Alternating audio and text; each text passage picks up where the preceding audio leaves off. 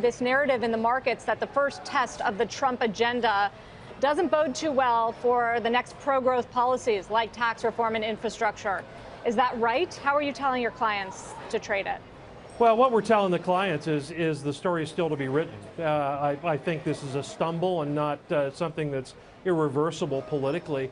But Congress and Trump have about 4 to 6 weeks to execute this pivot to tax reform and actually make it go. They can still be on schedule for, at earliest, an August tax reform date, or the latest by the end of 2017. But they're going to have to get moving pretty quickly. And we will see that start to play out over the next, say, 2 weeks.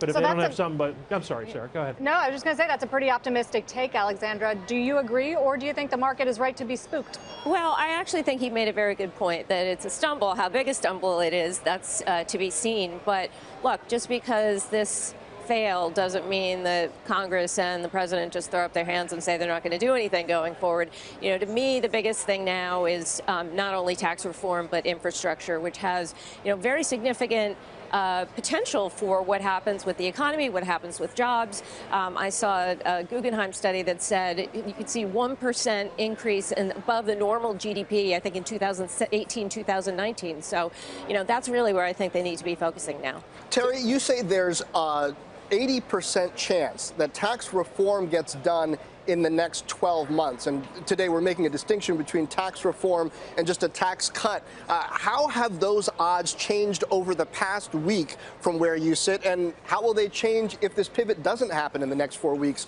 as you say it needs to? Well, we've always been pretty bullish about tax reform happening in 2017. Paradoxically, clearing the decks on the Affordable Care Act makes that more likely, because they'll focus on that and pivot towards that, as I've said, really, in a very strong way.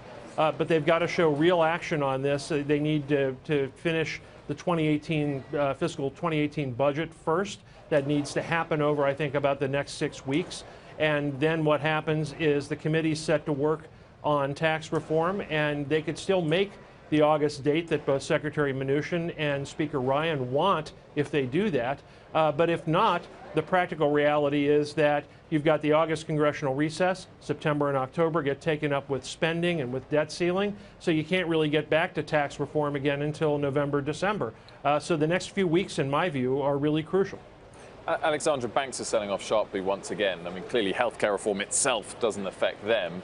Is there more that could be done to benefit the banks in terms of policy, the deregulation type conversations, without the need for congressional approval than perhaps the declines we've seen in bank stock price over the last week or so implies? Well, sure, and obviously there's still a pro-deregulation stance across the board, and I think if you look at, even this is somewhat separate from financials, but the announcement today that Jared Kushner is going to be working with the business community, there's certainly, if there's been anything positive about the administration, I think it has been overall reaching out to the business community and really trying to find ways to improve those businesses. Look, there's so much regulation on the financial services side, whether it's the DOL rule, whether it's Dodd-Frank, whether it's Volcker rule. I mean, you could go on and on and on. And I think overall, if you look at some of the banks and their increased compliance personnel over the last number of years, I mean, it's millions and millions of dollars. So I think that's where you're going to really see benefits to financial institutions.